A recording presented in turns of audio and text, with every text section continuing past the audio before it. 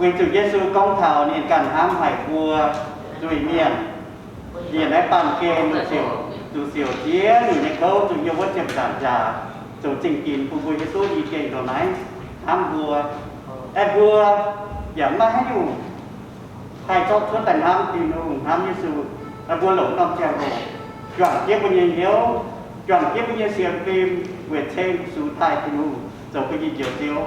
là vua không cho chúng ta ổn tiêu mà vui chúng khắc là ai nhé vui chúng ta vô thế phòng họ cái gì chia vui thì không